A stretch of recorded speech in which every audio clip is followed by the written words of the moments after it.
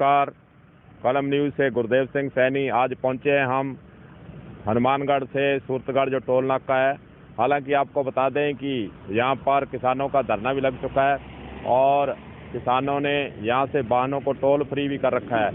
आज हम इस रोड के बारे में बातचीत करेंगे और टोल प्लाजे के द्वारा, कंपनी के द्वारा जो ग्राहकों को यहां से जाने वालों को सुविधाएं देनी होती है उस पर चर्चा भी करेंगे। बाद में हम किसानों से भी रूबरू होंगे और देखते हैं कि इस रोड पर आज अवलोकन भी हमारे द्वारा देखा गया, भ्रमण भी किया गया और देखा गया कि इस पर क्या सुविधाएं हैं।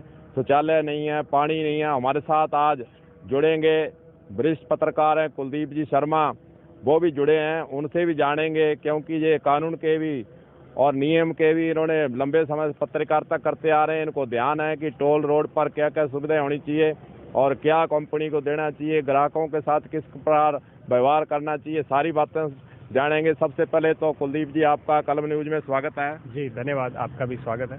तो मैं कुलदीप जी जानूंगा कि आप तो लंबे समय से पत्रकारिता भी करते आ रहे हैं और आपने पत्रकारिता के साथ साथ कवरेज भी की है, काफ़ी लंबे समय से कवरेज कर रहे हैं। तो ये टोल रोड जो हनुमानगढ़ से सूरत रोड है, इस पर पहले मैं पूछूंगा कि इस आपका गांव भी इस रोड पर ही है। आपको ये ध्यान में भी होगा कि इस पर जो बड़े बड़े पेड़ लगे हुए थे वो काटे गए। तो पेड़ काटने के बाद इस रोड का आपने भी आज देखा है, क्या इस पर पौधे लगे हुए हैं या नहीं लगे हुए? सबसे पहले मैं आपको बताना चाहूँगा, जब इस रोड का निर्माण चल रहा था तो उस समय एनजीटी का आदेश माने या सुप्रीम कोर्ट का आदेश माने, जब भी आप सड़क बनाने के लिए किसी भी तरीके की पेड़ लगे होते हैं या उस पर कोई पेड़ पौधों के अलावा कुछ चीज़ें लगी होती है, तो वो अगर किसी की आवश्यकता पड़ती है तो उसे पेड़ों को क्या होता है, जितने पेड़ अपने लगाए जाते हैं उससे दुगने जो काटे जाते हैं उससे दुगने जो है लगाने पड़ते हैं। तो इस रास्ते पे भी काफ़ी ऐसे पेड़ आए थे जिनके बदले पेड़ लगने थे, करोड़ों रुपए का बजट था। लेकिन स्थितियां जो है आज भी देखा जा सकती है, अभी काफ़ी सालों के बाद भी यहाँ पर पेड़ों का कोई नामो निशान नहीं है। आसपास में कोई पेड़ नहीं लगाए गए। अभी सबसे पहले आपको बताना चाहूँगा, कलम न्यूज़ ने जैसे भी आपने मुहिम चलाई थी, मैं लगातार आपकी मुहिम को देख रहा था। आपकी मुहिम से ऐसा लग रहा था जैसे कुछ आप अपने जो सड़क के दोनों किनारे हरियाली देखी जा सकती है, लेकिन होता वही है जो ढाक के पास 3, यानी जो स्थितियां जो उत्पन्न हुई, जिसमें खबरें चली, उसके बाद संज्ञान में आया, कलेक्टर साहब के संज्ञान में आया, उसके अलावा एनजीटी के संज्ञान में गया, उसके बाद एक आदेश जारी हुआ था और एक इंक्वायरी बिठाई गई थी भी कितने पेड़ लगने थे, क्या वास्तव में लगे नहीं लगे। उस पर मेरे हिसाब से आपको ज़्यादा ध्यान होगा, 1 करोड़ के समथिंग उन पे राशि। वो बीच में टोक रहा हूँ आपको, जब कलम न्यूज़ के द्वारा जब बयान चलाया और पत्रकारों ने भी सहयोग किया, समाचार पत्रों ने मेरा सहयोग किया है और आम जनता किसान ने मेरा सहयोग किया है। इस कलम न्यूज़ 1.5 साल से इसके पीछे लगी हुई है, सड़क के ऊपर पेड़ नहीं लगे। आपको बताना चाहूँगा कि 1 करोड़ 36 लाख के लगभग टेंडर किया गया है और एक टेंडर निविदा दाता को जो पेड़ लगाने की जिम्मेदारी दी गई थी, लेकिन उसने जो पेड़ लगाए आधे अधूरे लगाए हैं, ठूंठ से खड़े। आप देख रहे होंगे, आपने भी देखा है, 1 करोड़ 36 लाख का बजट और पेड़ का नामो निशान नहीं। कहीं कहीं लगे हैं, कहीं बिना सुरक्षा के, कोई उन पर सुरक्षा का हिसाब नहीं किया। इस पर क्या कहेंगे? देखो, सबसे पहले बड़ी बात तो ये सबसे पहले उठ के आती है भी, जब पेड़ों की बातें हो चुकी है, जब 1 करोड़ 36 लाख का बजट पारित हो चुका है, तो उसके बाद कहीं ना कहीं पेड़ लगाने थे। और पेड़ लगाने के साथ साथ जहाँ तक मुझे पता है, ट्री गार्ड के तहत उनको बचाने के लिए उसकी जो चारों तरफ उसकी ट्री गार्ड लगाना था ताकि वो पेड़ बच सके। उसके अलावा उसमें पानी डालने से लेकर तमाम तरह के, जब तक वो बड़ा नहीं हो जाता उसकी देखभाल करने तक की सारी बातें होती है। लेकिन होता वही है, पेड़ कहीं ना कहीं तरीके से लगा दिए जाते हैं। आजकल नर्सरी से पेड़ मिल जाते हैं, लेकिन लगा दिए जाते हैं। लगाने के बाद उनका कितना देखभाल हम भी देख के आए थे।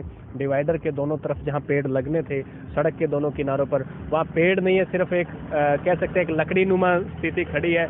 कोई उस पर चारों तरफ से ट्री गार्ड नहीं लगाया गया। तो ये कहीं ना कहीं 1 करोड़ 36 लाख जो आप बता रहे हो, वो कहीं ना कहीं डकारने का प्रयास किया गया और वास्तव में हो सकता है ये बजट सारा का सारा डकारा गया हो। तो कुलदीप जी, एक और चीज़ पूछूंगा कि यहाँ टोल प्लाजा पर सुविधाएं देने की बात आती है, तो आपने भी टोल प्लाजाओं का बहुत भ्रमण किया, बहुत बार किया है, कवरेज करते समय आपने भी देखा है। ये जो टोल प्लाजा आपके पीछे है, यहाँ पर आपको कुछ भी दिखाई नहीं दे रहा, क्या कहेंगे इस संबंध में? सबसे बड़ी बात यह है, टोल प्लाजा काफ़ी नियम होते हैं, टोल प्लाजा के काफ़ी नियम होते हैं। एक टोल प्लाजा और दूसरे टोल प्लाजा के बीच की दूरी का भी एक नियम होता है। और उसके अलावा अगर हम बात करें सुविधाओं की, तो यहाँ पर शौचालय से लेकर कुछ ऐसी जो तमाम चीज़ें हैं, पीने का स्वच्छ पानी, शौचालय वगैरह, काफ़ी ऐसी सुविधाएं हैं जो होनी चाहिए, लेकिन यहाँ नज़र नहीं आती। स्वच्छ पानी तो दूर की बात, यहाँ पे मेरे हिसाब से गंदा पानी भी नहीं मिलेगा। अगर आप यहाँ पे रुकते हैं तो पानी नहीं मिलेगा। पानी के अलावा अगर बात करें शौचालय की, तो शौचालय की भी कोई व्यवस्था यहाँ नज़र नहीं आती। तो टोल के बहुत सारे ऐसे नियम हैं, दो टोलों के बीच की दूरी है, सुविधाएं हैं, लेकिन वो नहीं मिल पाती। तो सबसे बड़ी बात ये, टोलों पे ये सुविधाओं का जो लोगों में जागरूकता का अभाव है, और जागरूकता के अभाव की वजह से जो है ये भी अपने आप को उसमें ढालना नहीं चाहते, क्योंकि इनको जब सारा कुछ मिल रहा है तो ये उन सुविधाओं पर ध्यान नहीं देते। एक चीज़ और आपसे पूछना चाहूँगा कि जो टोल वसूला जा रहा है, जनता को लूटा जा रहा है, जनता के साथ ये अन्याय हो रहा है। इस टोल जो सड़क बनी हुई है, इसकी स्थिति भी बारे में आपसे पूछूंगा, क्या स्थिति है इसकी, कैसी स्थिति है? टोल रोड है जे नहीं है, कैसी है जे? अगर टोल रोड की अगर बात की जाए, तो टोल रोड की जो स्थितियां हैं वो सबके सामने नज़र आती है। टोल रोड जगह जगह से टूटी हुई है, हालांकि बीच बीच में इसका पेचवर्क करवाने का प्रयास किया जाता है, लेकिन फिर भी मुझे नहीं लगता अभी पेचवर्क को ढंग से हो पाता है। पेचवर्क करवाने के दूसरे दिन बाद वो फिर उखड़ जाती है। तो टोल वाली रोड है तो नहीं, लेकिन फिर भी टोल वसूला जा रहा है, क्योंकि ये कंपनी और सरकार का जो आपसी तालमेल है इनका, और ये जब तक इनका जो ठेकेदारी जो भी है, इनकी जो ठेका ले रखा है, तब तक तो ये चलाएंगे। लेकिन हाँ, पेचवर्क करवाना चाहिए, और बहुत कम चांस है ये पेचवर्क करवाते हैं। अगर करवाते हैं तो दूसरे दिन उखड़ जाता है, तो ये भी एक गलत है। और टोल वसूलने के साथ साथ जो है इन्हें सुविधाएं भी देनी चाहिए।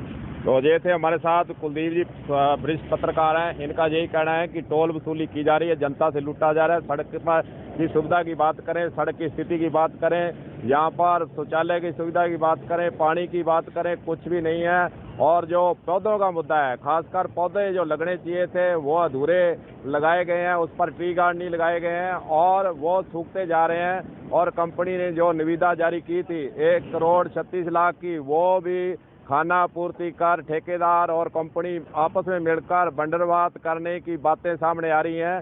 और इस कलम न्यूज के द्वारा इस मुद्दे को बार बार उठाया जाएगा, आगे भी उठाया जाएगा। जब तक यहाँ पर पौधे नहीं लगते और सही तरीके से पौधे नहीं लगेंगे, 12,000 से ऊपर पौधे लगने हैं, तब तक कलम न्यूज चुप नहीं रहेगी। हमेशा प्रशासन के आगे, मंत्री के आगे, संतरी के आगे, सबके आगे इस मुद्दे को उठाए रखा जाएगा। आज के लिए बस इतना ही। कलम न्यूज के लिए गुरदेव सिंह सैनी की रिपोर्ट।